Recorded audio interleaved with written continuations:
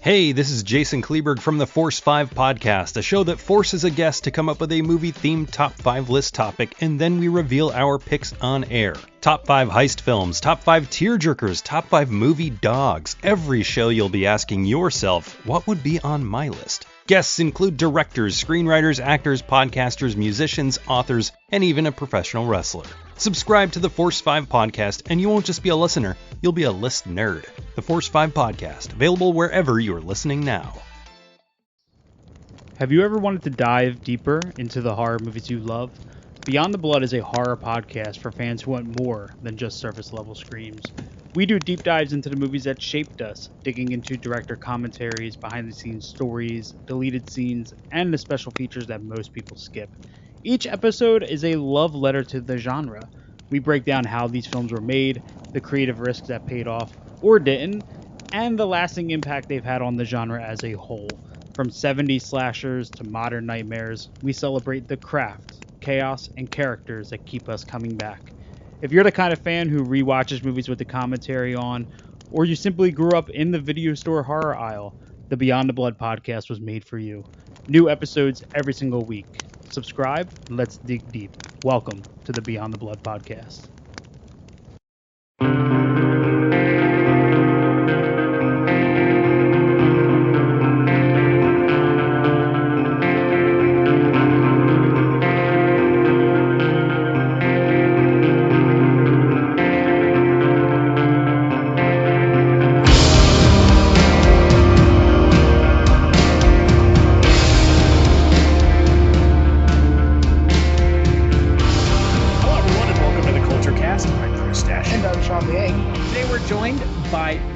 Writer of Freaked and a good friend of the Kulturecast, Tim Burns. How are you doing today, Tim? I'm just great, thanks. So today we're going to be talking about another Oscar-nominated film of the 2015-2016 Oscar season, The Big Short. But before we get to that, Tim and Sean, have you been watching anything this week? Well, I'm waiting for the return of good television. It's been tough. I actually had to watch an episode of The Good Wife last night, and I'm still mad about it. What is that? Is that show about a female lawyer, right? That's a good question. I have no idea what it's about. I've seen like ads for it a million times, and I've always been curious as to what that show is about because it seems pretty popular. Yeah, it's very popular. It's about Juliet Margulies is a nice actress. It doesn't seem to be about her being a lawyer because whole episodes go by where she does very little lawyering. But yeah, it was actually pretty good the first couple seasons. I think they've lost the plot for the last two, but like a lot of times you got into a show and you don't want to admit that it's dead. So I just heard they announced that next season is their last season. And as I said to my wife, I think 2 seasons ago was their last season, but nobody told them. So anyway, doing that. And I watched a lot of the Oscar movies thanks to all the screeners that showed up, thanks to the Writers Guild of America. So at least I had those to get me through the holiday season. So aside from the movie we're going to be talking about today, The Big Short, of the Oscar-nominated movies you've seen, which have been the ones that you've enjoyed the most? I think Spotlight, I would say I really liked. And The Revenant, I got split feelings on it, but I kind of enjoyed it as a movie-going experience. And that's probably about it. Joy had its moments, but other than that, nothing's jumping out at me. So you're not going to offend us if you didn't like The Revenant, because neither Sean nor I were huge fans of The Revenant. So, well, I got the screener, and I definitely didn't want to see it on a small screen, so I didn't watch it. And I think just the fact of watching it on a big screen and being knocked out by the visual, achievement of it. Yeah. On a technical level, I couldn't hate it because I was going, well, this is just fun to watch. But as a movie, I was pretty underwhelmed. Yeah, that sounds right. Yeah, that's more or less what we walked away from last week was, man, this must have been an achievement, but it's a lot of style, no substance. Yeah. Which is too bad, so. Well, it'll be interesting to see how it gets received on Oscar night. I really hope that this movie, Big Short, gets more respect and more awards because I think this is the better movie. Yeah, I agree. I totally agree. Sean, have you been watching anything? I have just been, honestly, not much. I've been trying to make my way slowly through the first season of X-Files. I'm still trying to catch up. But you got a ways to go, my friend. I sure do. But yeah, no, not much other than that. How about you? No, I haven't watched any. I watched the first episode of the new X-Files, and then I kind of missed the second week, so I was like, okay, it'll be over in like a couple weeks, so I'll just kind of binge watch it in one evening. I watched The People vs. O.J. Simpson on FX, which is Ryan Murphy's newest show. That's right. And when Ryan Murphy is actually having to cover things that aren't fucking dumb and aren't essentially he's pulling it out of his own ass, it's actually pretty good. Except for John Travolta's eyebrows, which are astounding. That's like 4 hours of makeup each. It must be. I mean, it looks like two caterpillars crawled on his face. Who's John Travolta playing? He plays one of O.J. Simpson's defense attorneys. Oh, thank God. I just saw David Schwimmer's playing Kardashian, and I died. I mean, every time I see him, I'm just like, hey, it's that guy from Friends.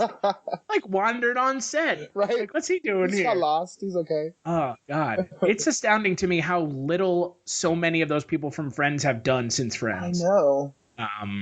Aside from like Jennifer Aniston. Yeah, and Courtney Cox. She's made. I mean, she was in Scream. That's kind of it. And I guess Cougar Town had a moment. Yeah, it's not exactly for my demographic. Well, mine. Of course. I started rewatching How I Met Your Mother, because just for background noise. It's kind of a fluff cotton candy level TV show. So there's like 9 seasons of it. So like a third of the way through already after only watching it for a week. So nice. Yeah, well, again, that's what happens when you just leave something on in the background when you're doing work. Yeah, that's true. Well, let's talk about The Big Short. Came out this last year, 2015, directed by Adam McKay, who prior to this film, his last film, I want to say was Talladega Nights. No, Anchorman 2. That's right. The film is nominated for Best Picture, Best Director, and Best Actor in a Supporting Role for Christian Bale. The IMDb synopsis for the film is 4 denizens in the world of high finance predict the credit and housing bubble collapse of the mid-2000s and decide to take on the big banks for their greed and lack of foresight. The whole housing market is propped up on these bad loans. They will fail. The housing market is rock solid. It's a time bomb. So Mike Burry, who gets his hair cut at Supercuts and doesn't wear shoes, knows more than Alan Greenspan. Dr. Mike Burry, yes he does. You know what? I'm pissed off. American people are getting screwed by the big banks. And I am getting madder and madder. It's unbelievable. Then this guy walks into my office and says, there's some shady stuff going down. All the banks were having a big old party. A few outsiders saw what no one else could. The whole world economy might collapse. I'm sure the world's banks have more incentives than greed. you're wrong. No one's paying attention. The banks got greedy, and we can profit off of their stupidity. You want to bet against the banks? I think we're either high or having a stroke. Kind of brilliant. Film stars Christian Bale, Steve Carell, and Ryan Gosling in the main roles. Tim, what did you think of the film? A lot of things. I think first and foremost, I think they found the right group of guys to try and make this movie. The subject matter, of course, is usually really dry and obtuse, and that's kind of part of the subtext of how the whole thing happened in the first place. The fact that the average person doesn't give a shit about the financial markets is kind of how the banks got away with it for so long, and how even the sort of aftermath of the scandal was kind of muted because people still quite weren't sure who to blame or how to blame them. But I think this movie, because it's a bunch of comedy guys making it, they know when an audience is going to get bored or confused, and they really try and hold your attention and keep the story moving at a tight pace. And that's, I think, the best thing it has going for it is it's not the kind of movie almost anyone else would have made with this material. The second thing I love about it is the fact that it's got enough real research in it. They don't just play it as comedy. The thing I wasn't expecting and didn't know going into it was that these are the real stories of the 3 or 4 guys that saw the storm coming, and their own little personal anecdotal histories of trying to be the only person, Chicken Little, telling everyone else the sky's going to fall. So there was enough reality to it that it wasn't just like, it wasn't a Will Ferrell Talladega Nights version of the 2008 housing crisis. It was almost like a serious, more Oscar-y kind of movie, but with enough smartass in it to keep it watchable and fun and relatable. Well, and with the director Adam McKay, this is the first time Will Ferrell hasn't been in an Adam McKay directed film. So you'd almost would have expected this to be that kind of film. Well, maybe there's a lot of really wacky Will Ferrell moments that are all on the cutting room floor. He just shows up as Ron Burgundy for no reason. Yeah. It's like walking around back behind in the background. I'll buy you those mortgages, damn it. What did you think of the movie, Sean? I really loved this movie, and just like you said, Tim, like honestly, I was afraid when I pressed play that I was not going to be entertained watching this movie, or that I would lose, I would be lost a lot of the time. And I was so glad that, like you said, the guys that made this were the ones who made it, because there's such a style to it, and it's so very much made for an audience, like you said, who's going to lose attention quickly. And I like for me, this movie, the content, what happened in 2008, 2007, 2008, that's when I was in high school and was even more self-absorbed than I possibly am today. And I didn't see this going on. So it's really cool for me and my generation to sort of get something like this. And for me, a lot of this information was very new for me, and I thought it was cool. I really enjoyed it. I really liked it. It helps that the movie is based off of the book by Michael Lewis. Michael Lewis is a fantastic writer. The book, The Big Short and Moneyball are fantastic books if you ever have a chance to check them out. They're good. They're engaging reads. They're not super dry looks at the subject matter. They do a pretty good job of holding your attention. And so to me, it wasn't really surprising that this movie was good. Obviously, something can get lost in translation when a book is being turned to a film, The Martian.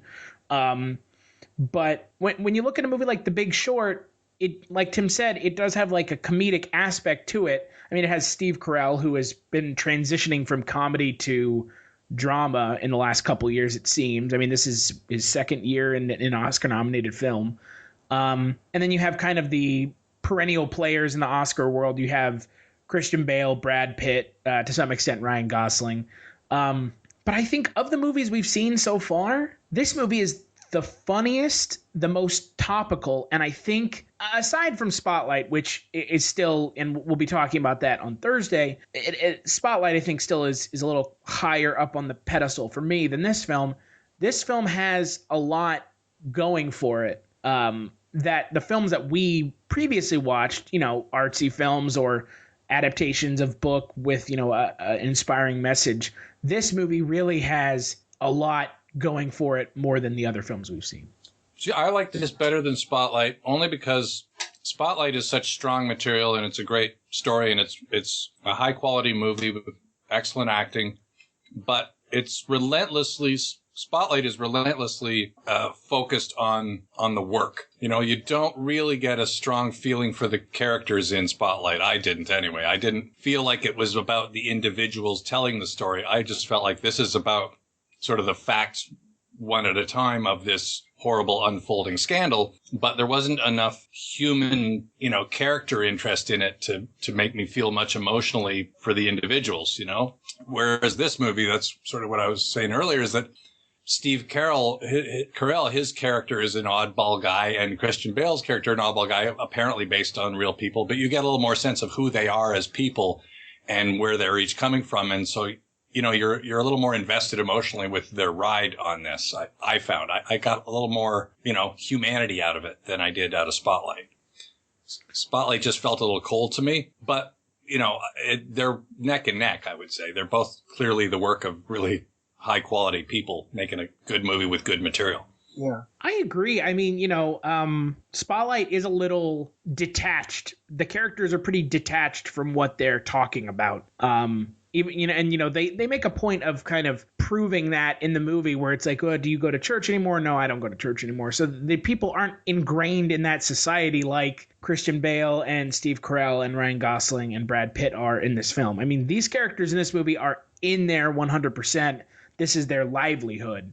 And it really does do a better job of giving these characters more kind of weight and just characterization, I guess, than Spotlight does. I would agree. But I could see how you could see that as a strength of Spotlight. One of the things I liked about it was it didn't try and get maudlin and manipulative and try and, the editor is the crusty, angry editor who doesn't listen. And it wasn't full of stereotypes that a lot of movies like that have. It was kind of like just the facts. We're going to tell this story directly. We're not going to embellish too much. We're not going to try and make you cry a lot. It was a pretty honest and bare bones retelling of a hard story. But at the same time, that makes it a little less fun. It's like a meal that's really healthy for you. And where's the fat?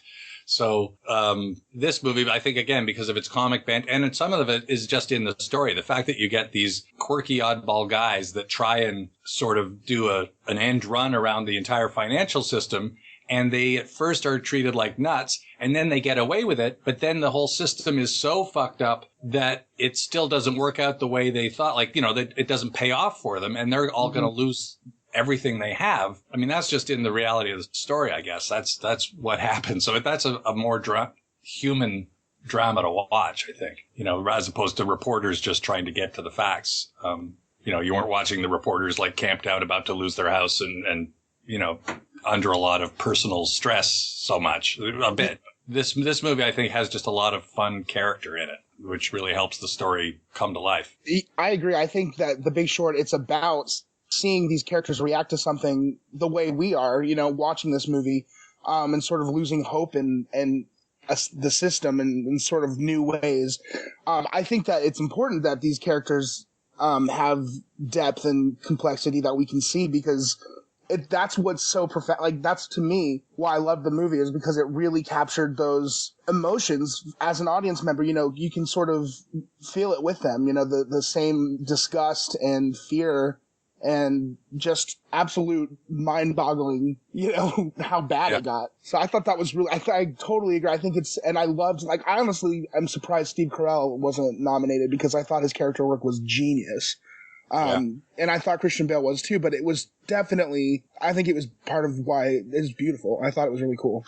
I think Carell's work was a little more subtle, and that often goes exactly, because people don't even realize what he's doing. Exactly. And Christian Bale's playing a sort of bigger, more obviously quirky character. So right. It's like, not going to say like playing a handicapped person or something, but it's that classic Oscar bait kind of role. Yeah.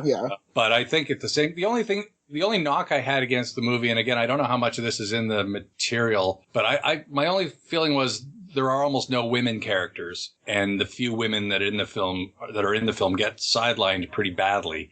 It's kind of lacking. And watching it with my wife, I'm kind of noticing, the first, right off in the beginning, there's shots of bankers with strippers, and they don't shy away from some big close-ups of tits and asses. And you feel like this movie's kind of a guy club told for guys. The women are just treated like nagging wives or strippers or the bimbos in Vegas or something. There's not a lot of feminine presence in this. And I have a feeling there probably were some real women in the actual story, but it's as often happens in comedy, it's a lot of guys. Hello, filthy movie lovers. My name is Gentry Austin. And I'm Casey Scott. And we're the hosts of the Sin Syndicate, film podcast for something weirdos, anti-criterion bros, and Joseph Sarno aficionados. Join us semi-weekly as we peer into the adults-only theaters and sticky-floored cinemas of the golden age of sexploitation, when the morals were loose, the laws were murky, and the intercourse was all simulated. Find us now on the Someone's Favorite Productions podcast network.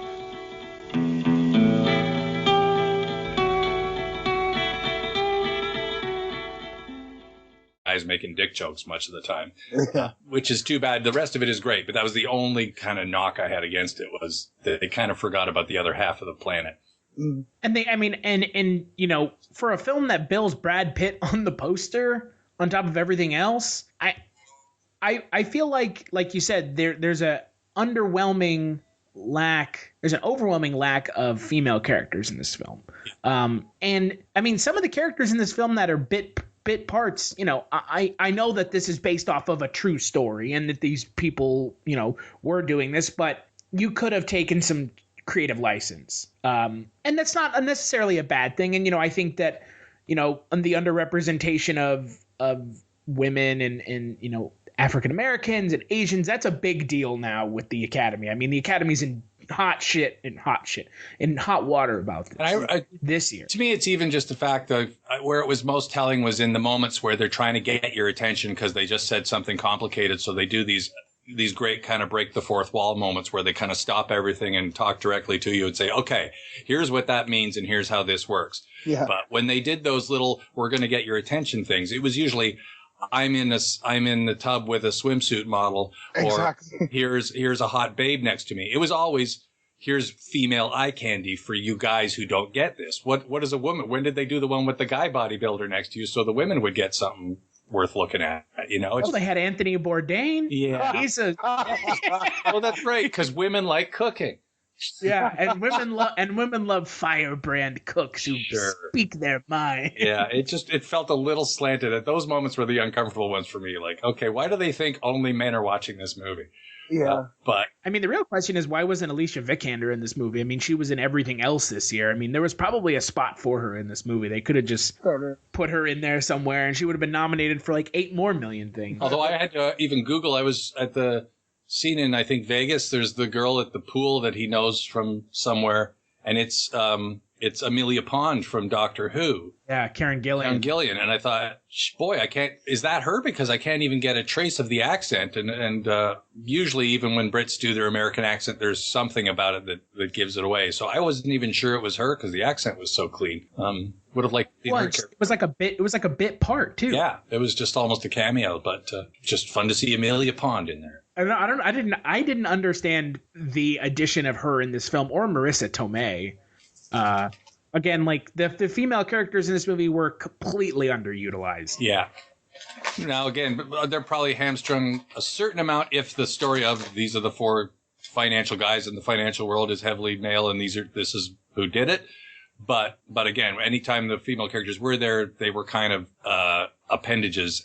And like I say, when they did those eye candy moments, they were almost always eye candy for men moments. Yeah. But I wouldn't want someone to not watch the film because of that. I think that's just the one flaw I found in an otherwise really strong movie. Yeah. And apparently Melissa Leo was in the film somewhere, but I didn't catch that. Is she one of the SEC investigators or something? I see. That's the thing. I mean, she won an Academy Award like 3 years ago. She's a really well-known actress. She was on Homicide: Life on the Streets, and she's been in a bunch of really. Yeah, she's great in Treme. Yeah, and she was in the movie, but again, who was she? Yeah. Yeah, that if the three of us can't remember, and she's billed in the credits, I mean. Yeah. I don't know. Georgia Hale, man. But that being said, the male performances in this film are great. Yeah. I mean, Steve Carell got, you want to talk about big shorts, Steve Carell not getting nominated is a little bit of a huge short. Yeah. I mean, I haven't paid much attention. Who else is nominated? Who's nominated for Best Actor? Bryan Cranston for Trumbo, Matt Damon for The Martian, DiCaprio for The Revenant, Fassbender for Steve Jobs, and Eddie Redmayne for The Danish Girl. I got to say, that's one of the weakest Best Actor categories I can remember. I mean, it was set up to give Leonardo DiCaprio the actor in a leading role. Oh, man. That's what it seems like to me, not being cynical, no, but it does though. It really does. I mean, if I was in charge, I'd give it to Cranston for Trumbo, but I don't think enough people saw it. Which is a bummer because it's a great movie. It was a really great movie, and I obviously as a screenwriter, it's hard to watch it like anyone else. I just, but it was a great movie, and he was awesome in it. And that was a story I thought I knew, but once I saw the film, I thought, wow, there's a lot more. Again, a good movie sends you to Wikipedia to go, really? Did that really happen? Or did they make that shit up? Exactly. And then no, I'm surprised Trumbo hasn't gotten more. I'm surprised he didn't get nominated for Best Picture. I want to say Trumbo's nominated for one thing, and that's Best Actor. And it really should be nominated for Screenplay. I think it might be nominated for Screenplay. Don't quote me on it. No, it's not. Yeah. So... I always love how they shortchanged Screenplay at the Oscars. Like, nobody fucking cares. And it's like, yeah, that's right. It's only the person who came up with the whole fucking idea for the movie and wrote everything your favorite actor said. Yeah, why should we care? Yeah, I mean, fuck everybody who writes things because it's the person the director wrote the movie. I guarantee you so many people think that. Yeah. And it's just, it I was just reading what Elaine May apparently got a good laughs at the WGA awards. She got up and I think she got a special award, and she told the story of Frank Capra's screenwriter, which again, I'm terrible that I don't remember whether it was Robert Riskin or which of his screenwriters it was. But his screenwriter at the time sent him 120 blank pages and said, "Here, put the fucking Capra touch on that." I mean, that's the Academy Awards for you, though. It's never about the categories that matter. It's about the ones that are kind of, in reality, they don't matter that much. Yeah, I've worked on awards shows, and it's always the same. They just want to maximize the celebrity content, and I just think, like, for God's sakes, does Brad Pitt need another 10 minutes in the spotlight? Like, even he would argue against this. They get enough attention. This should be the one time a year we pay attention to the other people that fucking rock and are awesome at their jobs and are great artists, and that the public doesn't know. Like, it'd be nice, but, who cares? Public's never going to give a shit about art direction or screenwriting. It's just they don't realize that they actually do give a shit, because every movie they love probably has great art direction and script writing. You know what I mean? Yeah. These are the things that make movies good. This is why your favorite actors are in bombs sometimes, because the rest of the people are what make movies good. Well, and I mean, that when they do that every year at the Oscars, they do that. And we're gonna cut now to this the science dinner. It's like, wow, that must fucking suck to be those guys, like shoehorned in like a 5-minute thing when these people are doing some like really great work for film and the progression of film technology. It's like, fuck these assholes. Go have your private bullshit little ceremony that no one goes to. Yeah. I was like that in Canada. They wanted to move the writers to the non-televised event, and I got kind of mad about that. I mean, people just, the Academy. The real problem with the Academy was not the race thing. It's the fact that the Academy is and will always be, regardless of the minority makeup or the diversity of it, it will always be a popularity contest. Yeah. Well, I don't forget who said it. Maybe it's either Martin Mull or Roseanne Barr that said LA is high school with money. Oh my God, I've said that independently. That's so good to hear. Yeah. That actually took me back. I think, or it was Roseanne Barr that said it was the plastic asshole of the universe, but that's a different thing. Oh my God. But, it's like, I don't know how upset about it to get, because you should never be shocked that Hollywood is a shallow popularity contest. That's kind of such old news. It's not worth saying anything. But and I once read a really great sort of history of screenwriting in Hollywood called Screenwriting in Hollywood. So there's a nice apt title for it. But it's just funny reading the same story over again from the 20s, the 40s, the 50s of the ways that the writers got fucked over and ignored, and the star got all the It's just like the oldest game in the world, but. Yeah. It's show business. So, we do our job, and you shouldn't expect the public to go, oh, wow, there goes the screenwriter. No one's going to notice. But I do laugh that it's in plays. You go to see a play, nobody says, people forget who was in Richard V or any Shakespeare. It's Shakespeare's play. But once it becomes a movie, it's Kenneth Branagh's Hamlet. Yeah. I don't know why that happens, but it just does. That's weird. Because Kenneth Branagh's marketable name. Yeah. That's why he directed Thor, and that was such a good movie. People who are marketable because they've been marketed. Yeah. That's true. Somehow J.J. Abrams managed to get around that, so I guess I should give him props for that. Speaking of marketability, it was something I touched on earlier. I really don't get why, and he's such a small part in this movie, why Brad Pitt is on the poster for this movie, other than the fact that he's Brad Pitt. Yeah. I'll bet it wasn't their first poster design, but somebody said, Brad Pitt's in the frickin' movie. Yeah, put his name on that poster. How else are we going to sell the housing crisis? I mean, because he's in what, 4 scenes? Yeah, maybe 4 if you count the phone scenes where he's on the other end. But he never in person directly interacts with any of the characters. No, and he's probably the least interesting character in the movie. He's just like a pessimist who was burned by the banking industry. Yeah, he plays disinterested billionaire who fronts a guy some money to help him run his play. But other than that, he's not really a pivotal part of the plot or the film. Yeah. He just kind of gets to be a commentator on like the whole thing since he's not affected by it.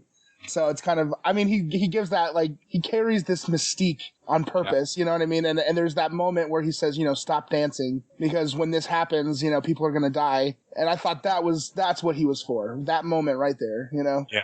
That's true. That's a good scene, and it's kind of the heart of the film in the sense that it's kind of, this whole film is about how the finance business is a game, and people play the game, and then they kind of forget the effects the game has on the rest of the world, because they're just in a win or lose situation with the money ledgers and their up or down bank statements, But I'm just watching the scene now. It's going on in the background where they're taking the guys around in Florida, showing them all these empty houses, and that's heartbreaking. How many mortgages they sold to people, and it's that's God, that's so real, and people should be so mad about this. That's still the sad part, is people's quite. How well did this film do? Did enough people go see it? It made $120 million of a $30 million budget, so that's pretty good. As kind of a bummer as Spotlight is, because Spotlight is a really heavy movie, and it doesn't really have a bummer of an ending, but kind of does. I mean, it's like, all these, children, in all these cities have been, molested. Yeah, unless it ends with a bonfire of priests. There's no possibility. There's no happy possible ending. Hooray, we got out the story of how the priests, systematically abused children for the last 30 years. Hooray! Yeah. This movie is even more of a downer. I agree. This movie's a fucking downer at the end. Because just like, and guess what? They all got away with it. Fuck you. At least in Spotlight, they're like, and at least some of them went to jail. But this film was to make you mad. So I think it achieves its goal to make you go like, really? Like they did that and nobody did anything. It's supposed to make you mad, and it does that, I think. Yeah, definitely. I mean, I saw another movie that was about the same financial crisis, and probably like nobody saw it. Margin Call. It came out in 2011. Had like Kevin Spacey, Zachary Quinto, Demi Moore, Stanley Tucci. That movie is like this, but way drier. And it does. I mean, I think they're good movies to watch together because they talk about the same thing, but Margin Call does it with a much more, I don't know, it's a drier approach to it. I mean, I found one of the most interesting things about this film was the kind of anti-hero sort of it's an interesting topic, but as you're watching the film, you can't help but root for Steve Carell and Christian Bale, these guys that are going around saying this whole thing's built on bullshit and it's going to topple, and no one listens to them. And so you're feeling like they're your heroes in this story. But ultimately, because they're proven right and they bet against the market, they come out profiting hundreds of millions of dollars while the stock market crashes and everyone loses their house. And you're like, oh, I'm rooting for the guys that made $100 million off of everyone losing their house. Yeah. And that's, I think what the film's trying to do is make you go, who's the villain here? Who is to blame? Was it the guys that saw it coming and made money off it? Or is it the system that knew it was going on and said nothing, I think that's the best thing about it, is the sort of moral gray area it paints in great detail. And, I think when I walked away from the film, like you said, it's supposed to make you angry. And it does make me angry because obviously, the abuse of Wall Street is kind of forefront in, the current American political system and the race for the presidency. I mean, right now you can't have a debate right now without at least one of the two parties talking about how Wall Street is affecting the race and who's in Wall Street's pocket, yada, yada, yada. And, I think that when this movie came out, last year, and the fact that we're right in the middle of the presidential race and, we're not even a decade removed yet from all of this happening. I mean, you're right. It does paint this kind of gray area with the characters, but I think ultimately you do walk away thinking that they're the heroes, anti-heroes, I guess. Yeah. They take advantage of the bad situation. Yeah. Well, I think that's why seeing their character come through and see the struggle, like Steve Carell's character, like when he sits at that table with that analyst, and he's just he's realizing how just how messed up this is. And he's just losing hope. And I think that to me, that struggle, seeing them struggle through it, that makes them my hero in the sense that they're going through the same emotions that I am. You know what I mean? Like they're seeing the same crap and and to me, that's what the film did to make them I mean, in my opinion, that's what made them heroes. Yeah. And that kind of was, as Steve Carell's waiting for, that last minute to make that sell, you know how painful it is for him, and that to me, that's the difference, like I thought that was awesome. And I don't know, that whole scene with the guy, where he just learns how messed up everything is, that to me is the heart of the movie, that to me is the real anger and fury. That's where it comes from. And I can't remember the specifics, but there was a point, they predicted the market was going to go bust and that the balloon was going to pop with all these inflated mortgage sort of securities that have been sold. And yet because they're holding that bet and they've invested all this money in that bet, there was a point of, okay, when it reaches, I think 10% defaults or whatever the level of defaults was, then our money has to come in. Then they have to say, okay, you're right, we pay you off. But there was that moment in the film where all the indicators have gone up, all the foreclosures are happening, and the market still doesn't change. Yeah. And the fund rating still doesn't change, and the business is still plowing along like everything's great. And that's when you go, really? Is that what happened? Like, did these guys have all this evidence and know exactly that they were selling tainted bullshit and just kind of keep plowing along with a smile on their face? And the great drama of that is that these guys who bet on it and were right are still losing money. Like every day goes by that they're not getting paid off, they're losing tons of money. So yeah, that was, I think, that's where you feel like shit. They're right and they're getting punished for being right. That's what makes them heroes at that moment. So it's satisfying when things finally get bad enough for them to kind of come out of the nosedive. Yeah. But it's, that's, I think, where the story is a great story. That's what makes this a fun movie, because the facts are pretty compelling. And it again, sends you rush to Wikipedia to go, is that really how it went down? And anything I could find out was, yeah, this is pretty much how it played out. Yeah. It's nuts. I mean, I always think, because I like to golf, and I know that's a boring thing to do, but I used to golf, and I'd always see this one guy at the golf course, and he was kind of a jerk. He was just like one of these guys that smokes a cigar and plays shitty golf and talks all the time, and I didn't like him, but every now and again I'd get paired up with him. And I asked him, like, hey, you're here all the time. And he goes, oh, yeah, I made a ton of fucking money in 2008. Ooh. And he was like a trader, and he saw it coming or whatever. He had invested in he moved all his money in time. And so he made a fuckload of money, and now he golfs every day. Jeez. And I'm like, you're an asshole. And I remember those days when I had money in my RSP, my retirement plan and stuff. And the investment company was calling me like a week before the crash saying, invest more money, please send us more money. And like nobody that was supposed to tell you this was coming said it was coming. They all acted like this is a complete fucking shock, but they're all out golfing now. Like they knew. And it just made me so fucking mad because I lost a lot of money. A lot of people did who had retirement plans. It was a mess.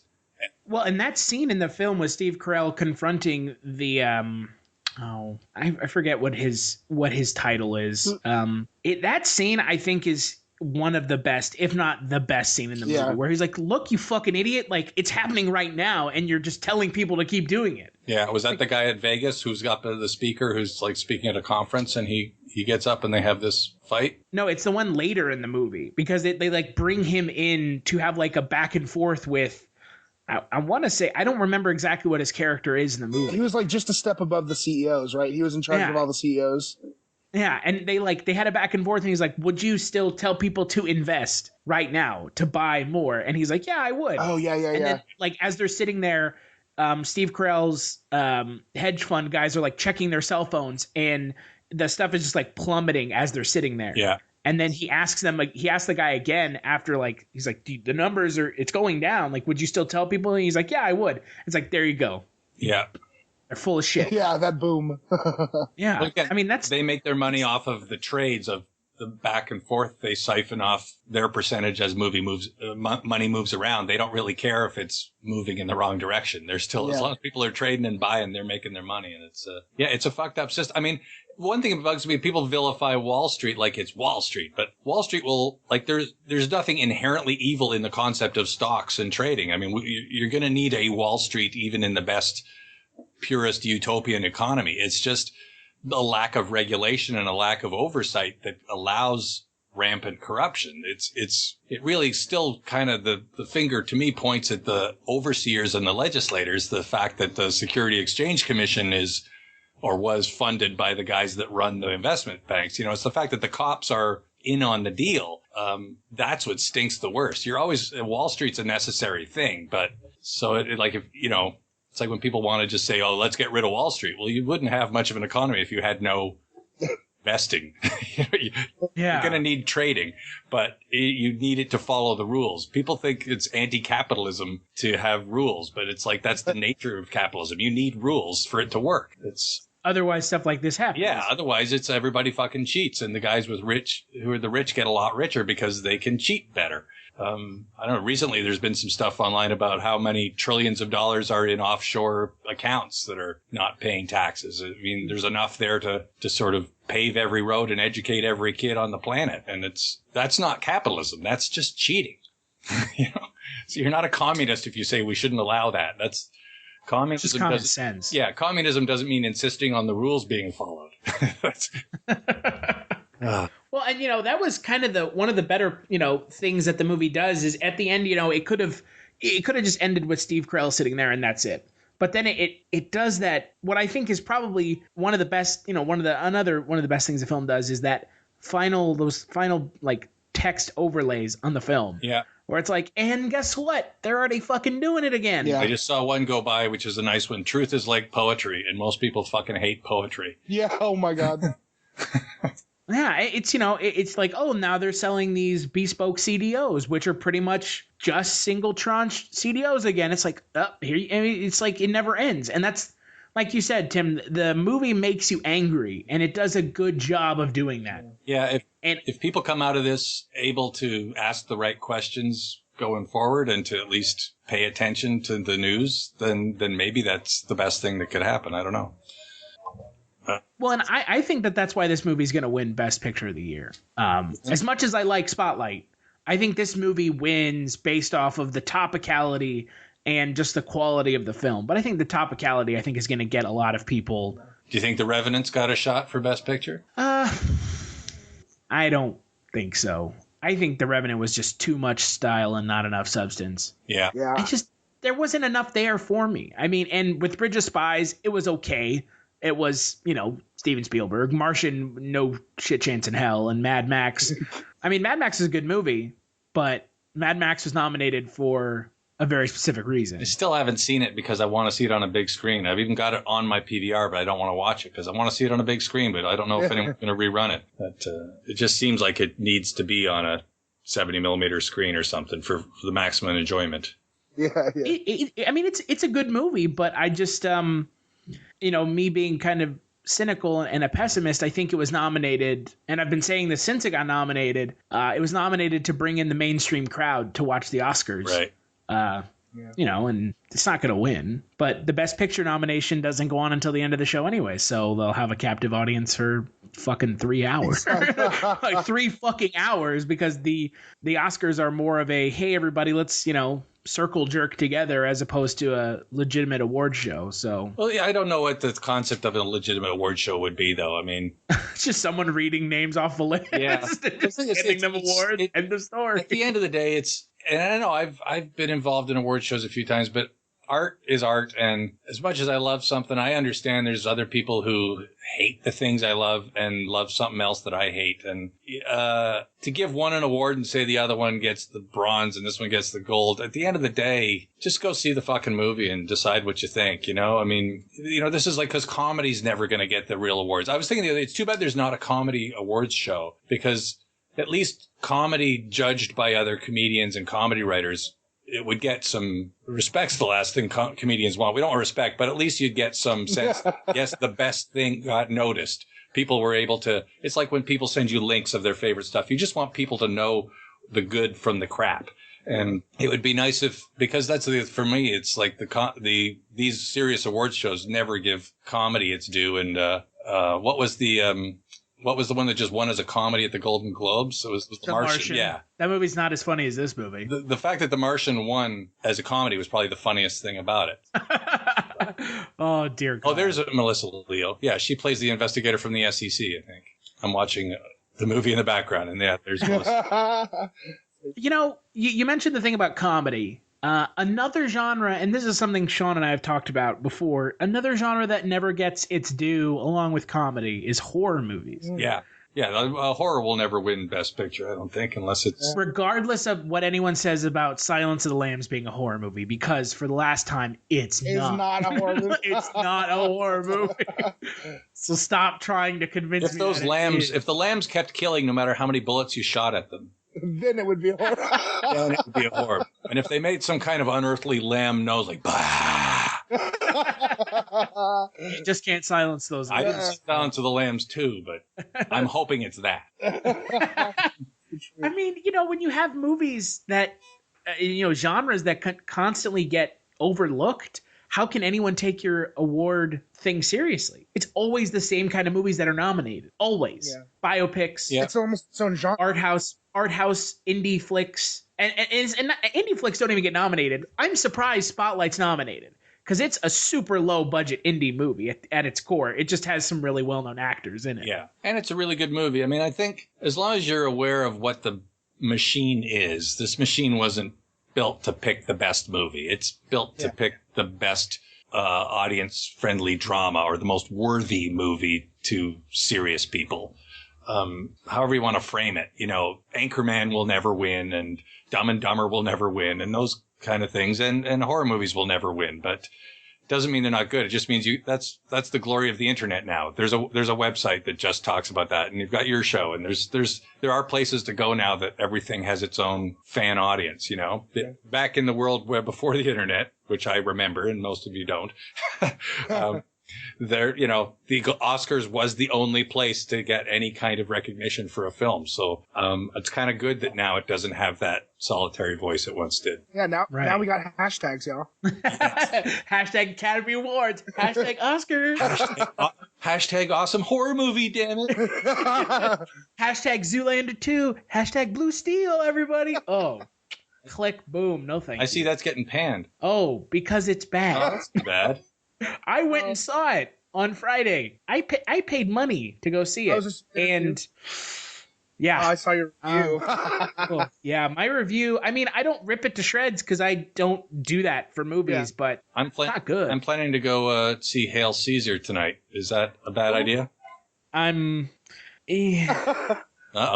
All right. Let me put it this way. The Coen brothers still have no idea how to write a third act of a movie. And I'm not sure that they ever will. It's good. It's not in their top 5. I don't know if it's even in their top 10. I'd say Raising Arizona has a good third act, but that's the last one I've seen that I'd say that about. Maybe Fargo. I mean, I love No Country for Old Men. That's probably my favorite Coen brothers movie, except for maybe Blood Simple. But their third act ability is lacking at best. Yeah. I'm going to see Deadpool on Tuesday. That's what I'm excited for. And I've heard nothing but good things, which means they're going to be really good or I'm going to be disappointed. I don't know if I have it in me to watch a superhero movie, but... I mean, it's rated R, though. Yeah. It's an R-rated Well, that's superhero. just it, because we've got our daughter with us, so we got to go to a movie that she can watch at 14, and I don't think Deadpool's it, because I was reading the reviews about how raunchy it was, and I thought, yeah, that'll be uncomfortable if I'm sitting next to her. Yeah, I've heard that there's a scene of pegging in the movie, so... Yeah. Which I was like, what? I don't even know what that is. I'll look it up later. We can talk about it after. Okay. Those kind of movies will never get nominated for anything. And it's movies like this that always get nominated. I mean, I joked about Eddie Redmayne getting nominated for Best Actor when it was announced that he was going to be playing a transgender character in The Danish Girl. And I mean, it's like fucking clockwork. Yeah. He got nominated. He's not going to win because they're not going to give it to him twice when he's pandering twice. Is the movie any good? No. Yeah. I mean, it was more insulting than anything else because you have Eddie Redmayne, who is a straight male who's androgynous, playing a character who transitions to female, and it's like, in this day and age, political correctness, whitewashing, and gender washing of roles, you could have found a trans actor. Well, especially when it's like taking a step back when you've got actresses like Laverne Cox, who's already made paved huge paths for trans people in entertainment. And I think that it's like a step backwards. Like, why would we want, you know what I mean? Like, I don't know. I don't know. It's a movie, though. Unless you're going to feature a lot of close-ups of genitals, who cares? Yeah.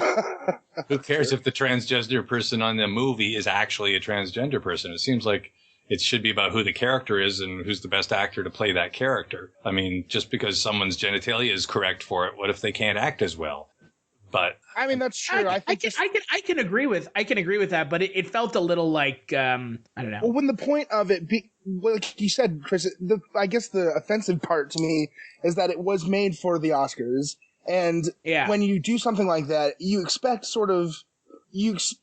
I mean, that's the point of the movie. I mean, it's I don't know. I just feel like that's what you would expect to see. And I agree. I totally 100% agree. I think that it should be played by the best. But when the movie, it's more than just a movie because it's being made for these. It's a pander fest. Exactly. It's a pander. I felt that about Carell. I did not enjoy Carell at all. And I don't know why that was Oscar buzz, but I have friends who really, really liked it, but they're more serious filmy types than me. I just thought this is a really boring movie about a bunch of people who are really sad to be lesbians. And I know.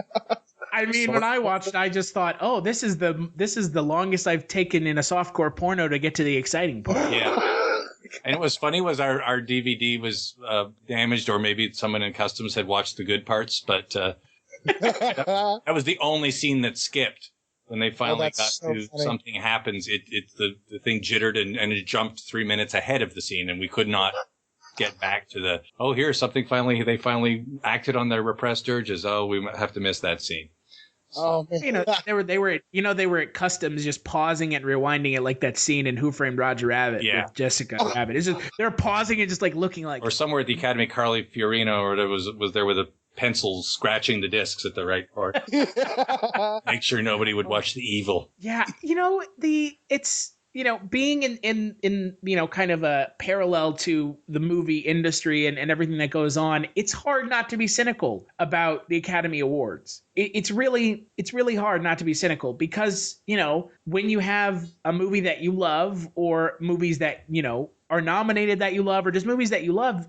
When something like this is around, like you said, Tim, it's not about the best because my favorite movies are never going to get nominated for anything. Frankly, my favorite movies, people say, what the fuck is that shit? I've never even heard of it. Yeah. Freaked, obviously. Of course.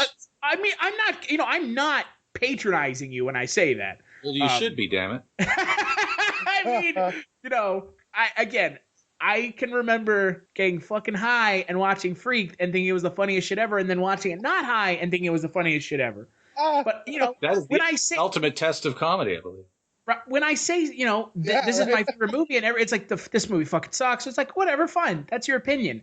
But then when it's got this stamp on it from the Academy Award, it's like it gives it some sort of verification of its value. Yeah, but it's like anything else. It's on one hand, I like to watch the Oscars as a TV show. It's a fun TV show. It's fun to see what the Hollywood people do and say. And sometimes, if I'm lucky, a smart-ass screenwriter will get up and give a funny speech, or one of the actors will do something unexpected. And there's usually something cool about the Oscars.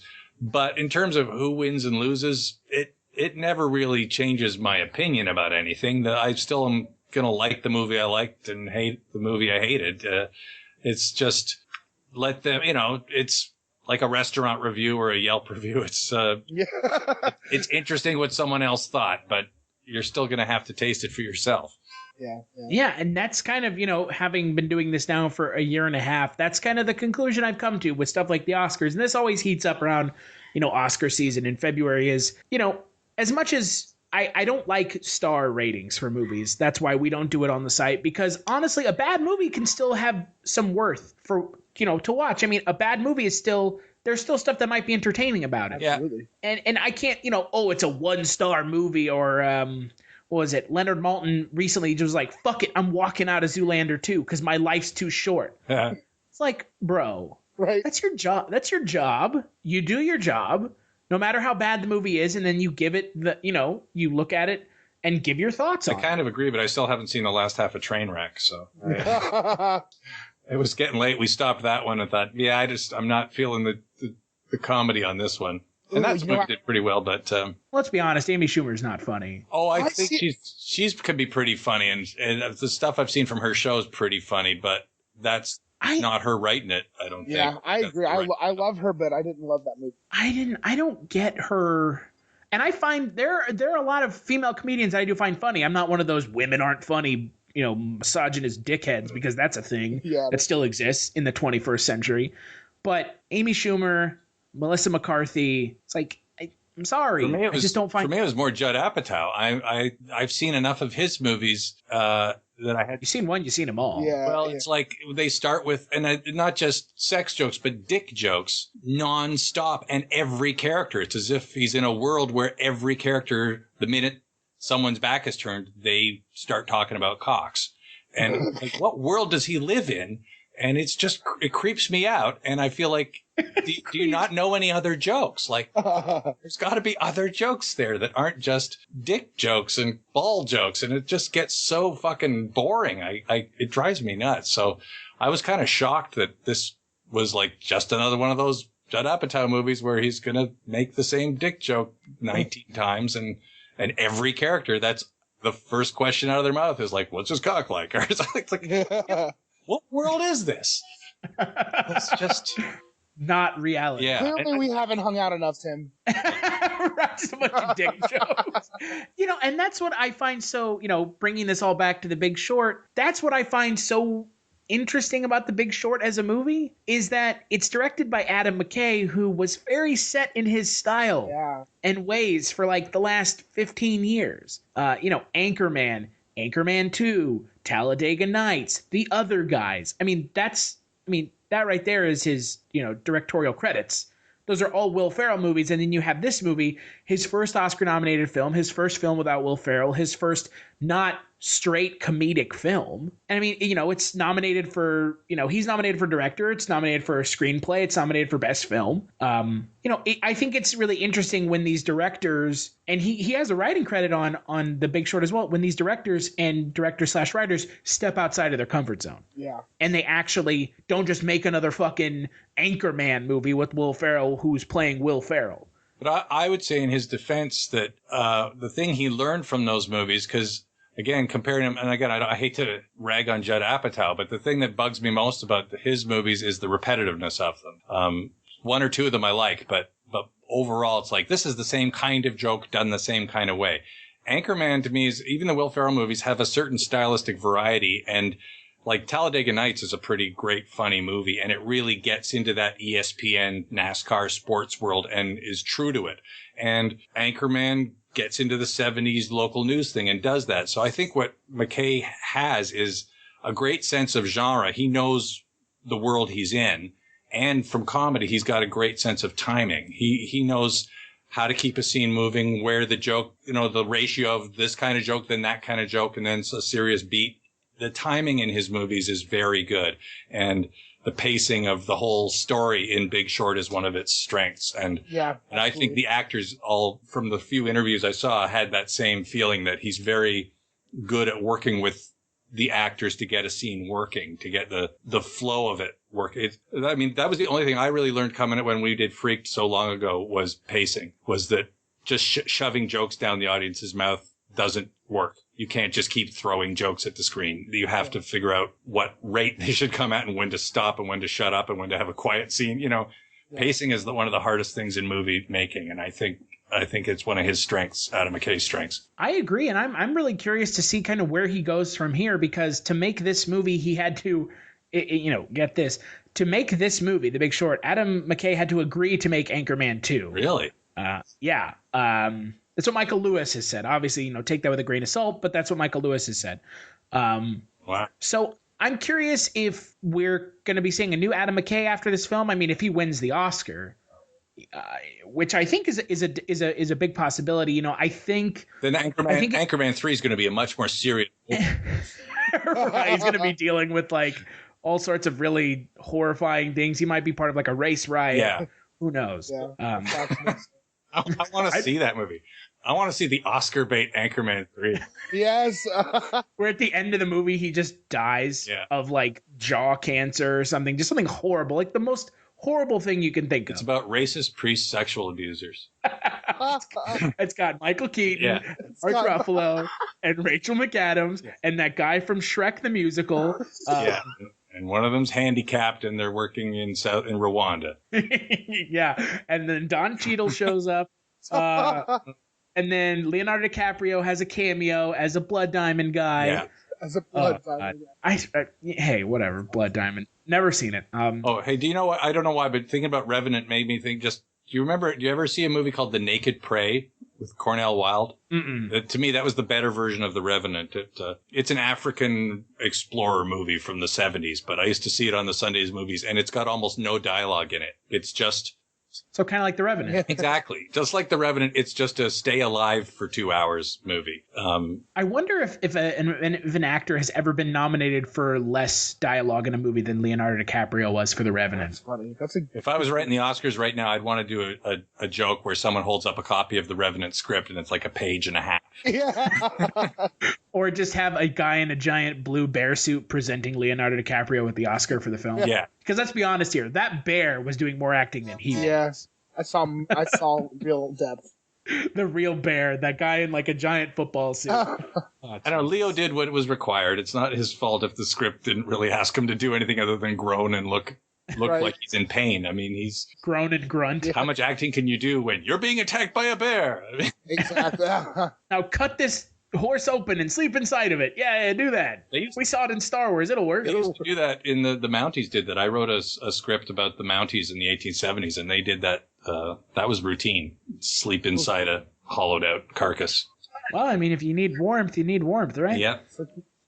That was the Boy Scouts training back then. Yeah, that's how I got Eagle Scout actually. That movie, the Mountie movie I wrote never got made, so I was like, now if I use that scene, people think, oh, you stole that from The Revenant. Now you can just be like, I stole it from Star Wars. Yeah. Oh, Jesus. Well, let's wrap this up. Tim, skip it or watch it, and best performance. Skip it if you're an idiot. Skip it if you love big banks and you think they're too big to fail. Yeah. If you work for Bear Stearns, then skip it because you'll just realize what an asshole you are.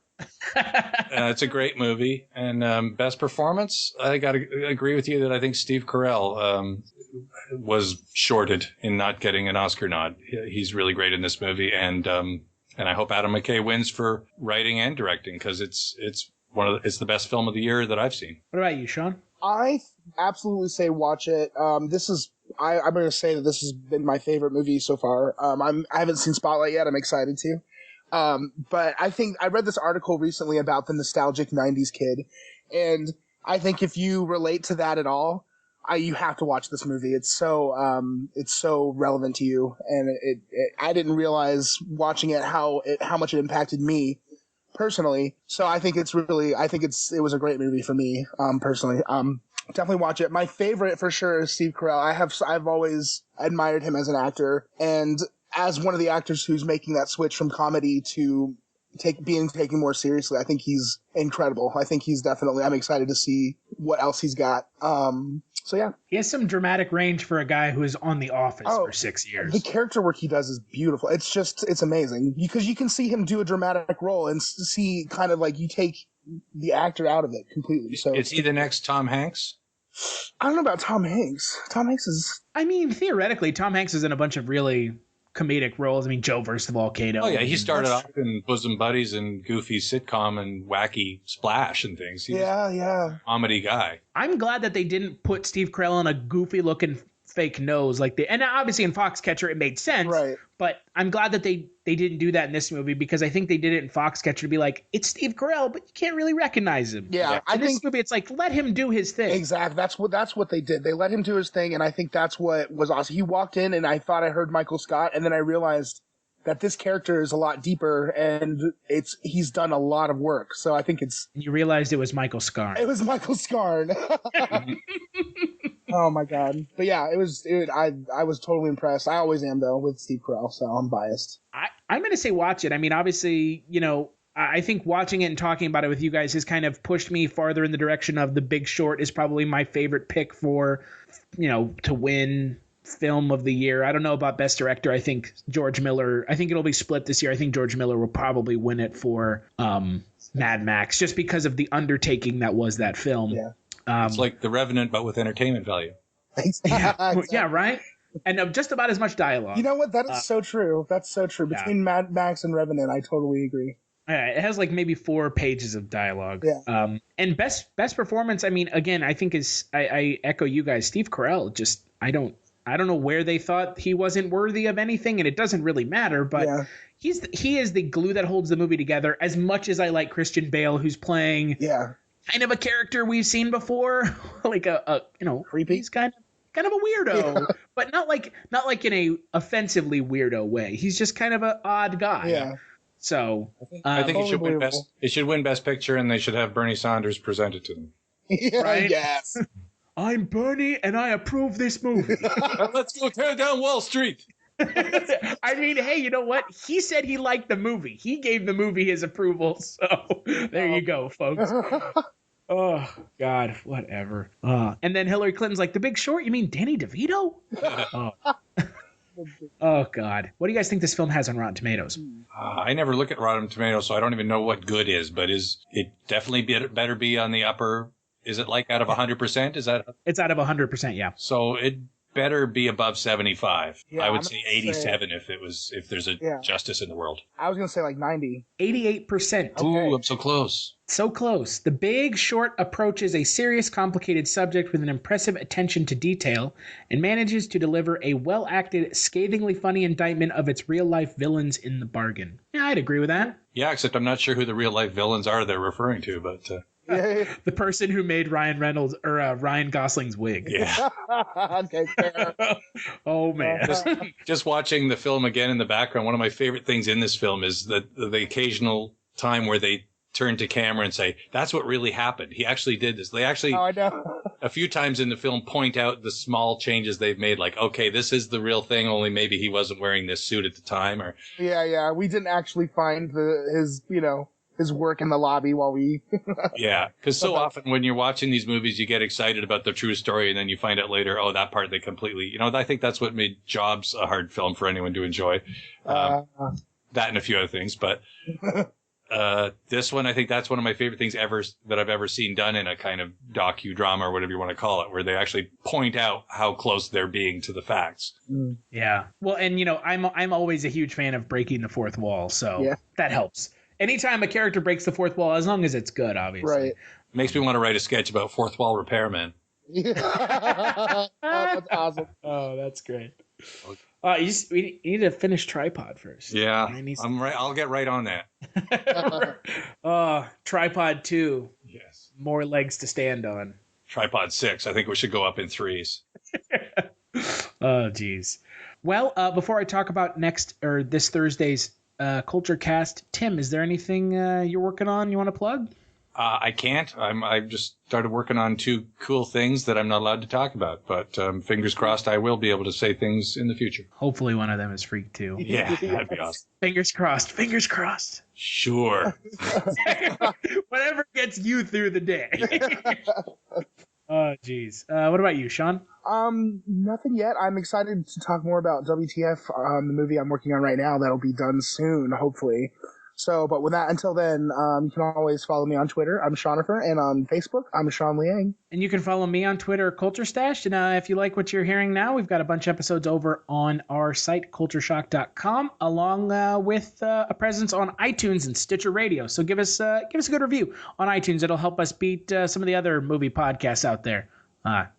If you're hearing this podcast, the world, as it was predicted in Ghostbusters 2, did not end on February 14th.